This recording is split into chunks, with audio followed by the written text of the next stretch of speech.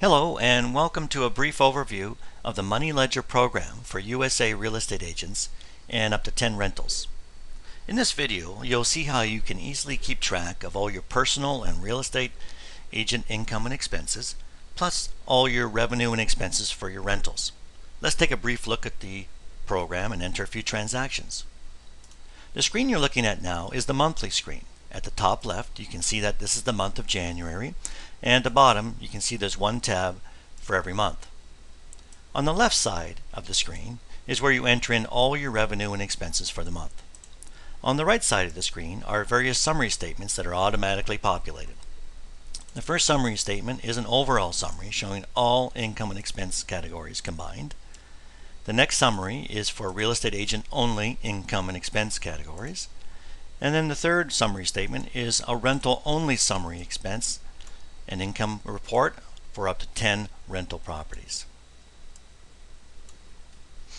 When you scroll down the screen, there's a payment type summary box that tracks all the different payment types you're using along with the total for each for the month, as well as a reconciliation report. So when you get your paper statements in the mail, you can easily reconcile this ledger with your bank statements, and we'll show you that in a minute.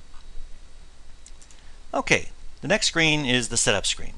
In the center column is where you set up all the different expense categories that you wish to track. To the right of that are three columns: agent, rental, and personal. And these are splits. So for example, on the automotive, if you're entering in an automotive expense and you want to use the split class when you make that entry, and we'll show you that in a minute, that item gets split in this example between 80% agent, 5% rental, and 15% personal.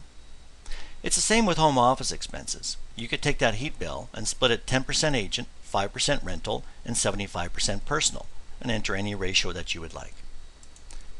To the left of the category column are two other columns: items to appear on the rental summary statements and items to appear on your real estate agent summary statements.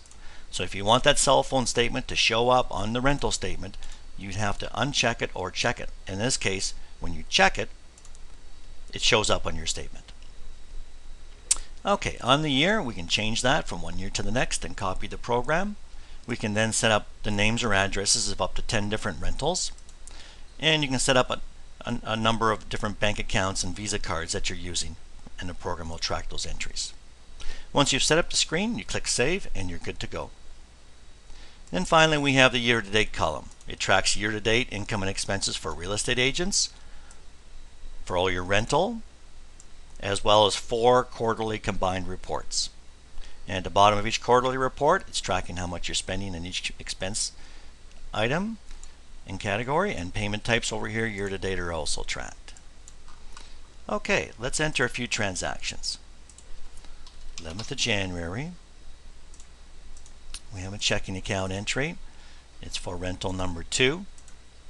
It's income, and it's John Doe Rent. Okay, we're done. You can see that's populated our summary statement over here. It's also populated rental number 2 in our rental summary. Let's do another item. 14th of January. We have a Visa.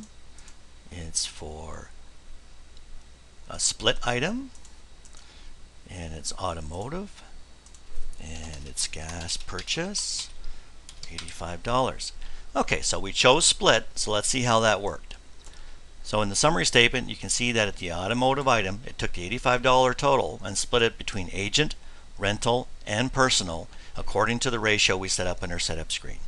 And the individual summary statements are populated correctly.